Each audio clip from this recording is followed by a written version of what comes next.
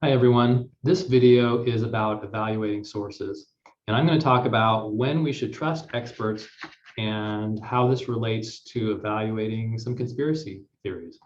So to get started, I'm going to share my screen. This handout is based partly on chapter 4 in Bradley H. Dowden's Logical Reasoning. Professor Dowden has generously shared this textbook online, and I will leave a link to it below in the description. So let's consider some strange claims. Dowden says that strange claims are improbable claims. Consider claims like these. Bill Gates goes to Africa pretending to immunize children, but implanting death switches instead. Or airplanes are flying over us, dumping chemicals called chemtrails to kill us. So Dowden says that, quote, probability is always assessed against a base of background knowledge and available evidence. The core of background knowledge that you use in making judgments of improbability is called common sense. Now, he makes it sound like common sense and background beliefs are just subjective, right? Background beliefs vary from person to person, and each person might respond differently to the same strange claim. So is it just subjective? Well, initially, that's how we respond to strange claims. We either accept or reject based on how they sound to us, based on our experiences. But that's not the full story. If we're critical thinkers, we won't just stop there. We will press in and weigh the claims according to the evidence. He says that when you encounter these strange claims, you should apply two principles. The first one is the principle of charity. So you hear something that's a bit strange and is ambiguous, meaning it could be interpreted one of two ways or more. You should interpret the claim in the most probable way possible, meaning the one that's sounds most logical or rational to your ears. That's in keeping with the golden rule. If you make a claim that's written down or in print somewhere, and someone else interprets it uncharitably, meaning they attribute some interpretation to it that you didn't mean, that wouldn't go over very well with you. I mean, you wouldn't feel good about that. So we should treat other people in the same way. We should interpret their claims in the best light. The next one is the principle of fidelity, and that means that when we engage another person's view, whether it's in person or in print, we should make sure we preserve the original intent, the original meaning of the ideas, the words, and the arguments. So we don't want to change the meaning to suit our own purposes. For example, to try to just win an argument. And that's not in keeping with the principle of charity either. So moving on, when should we trust experts? And should we trust experts at all? I think the answer to that is obviously yes. I mean, if you need heart surgery, you're not going to go to your neighbor who has no training and no experience in heart surgery and ask him to cut you open, right? You're going to go to an expert. So the real question is when and to what extent should we trust experts? Dr. Randy Back here defines an expert as someone who obtains, quote, vastly superior results. He also makes some other points about evaluating experts, and I'm going to review those now. Number one, we notice when experts get it wrong, but we don't remember all the times they get it right. So just because they get it wrong, and they may even get it wrong in a very public way, in an egregious way, right? It doesn't mean that they're always wrong. It doesn't mean that they're not still experts. They may have just made a big, a terrible mistake. Number two, keep in mind that when someone presents a fact that contradicts our strongly held beliefs, it activates the same area of our brain as activated when we are being physically attacked.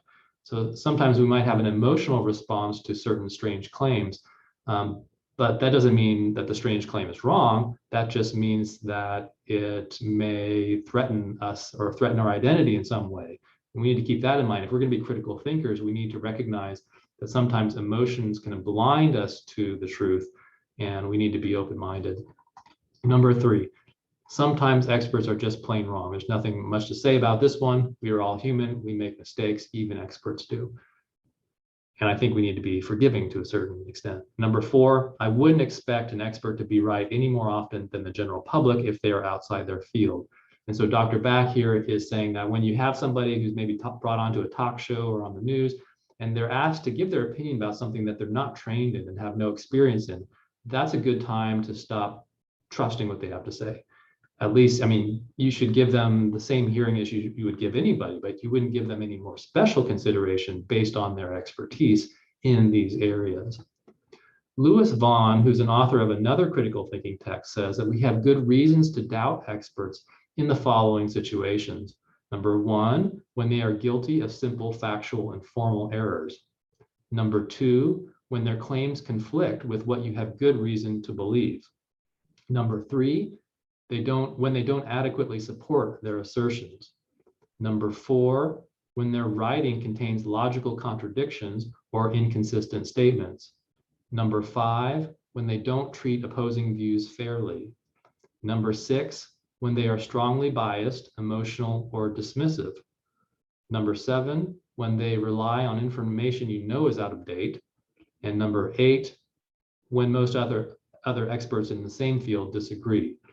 So these are good reasons to doubt experts. It doesn't necessarily mean that the expert's wrong and you're right, but these count in favor of doubting those experts.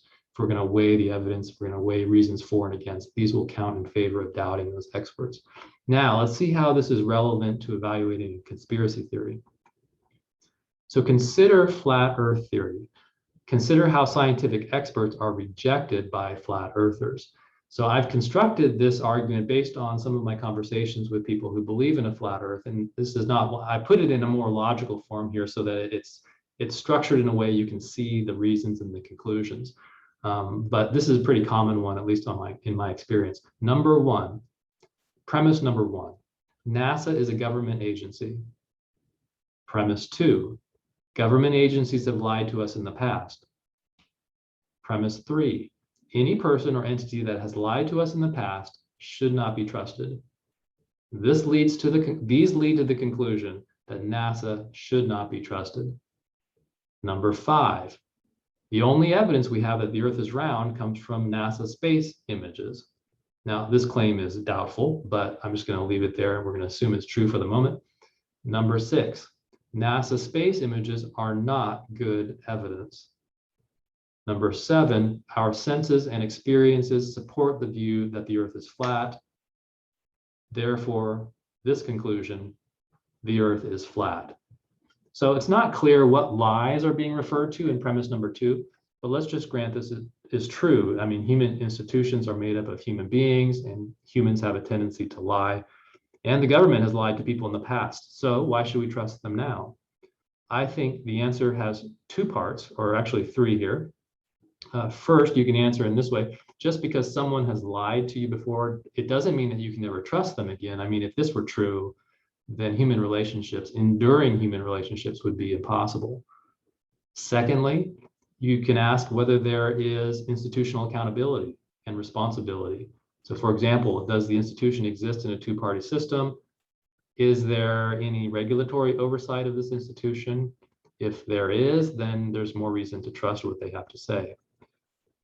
Third, are the claims supported by social knowledge structures? For example, research institutions, scientific method, free press, etc. So if these things exist in society and they work together and they're supporting the claims that are being made by this particular institution, and one we're talking about here above is NASA, then you are more justified in believing what they have to say.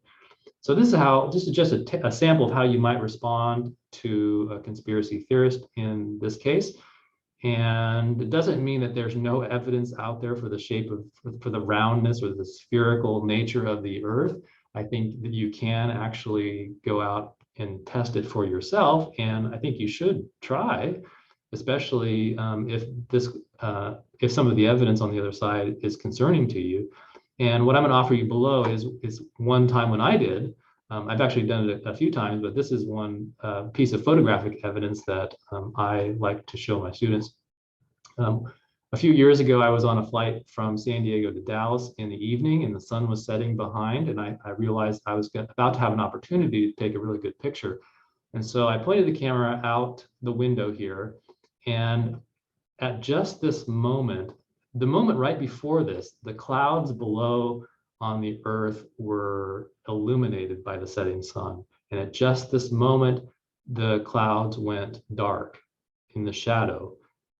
The wing, however, is still illuminated by the setting sun. And I think that's only possible. This phenomenon is only possible on a round Earth model. If the Earth is flat, then this is not possible. You wouldn't have the horizon blocking the rays of the sun like you do here. And so I think this is evidence that the Earth is round. And I just offer that to you for your amusement. I hope you enjoy it. If you didn't need it, then you get it anyway. So I hope that was helpful.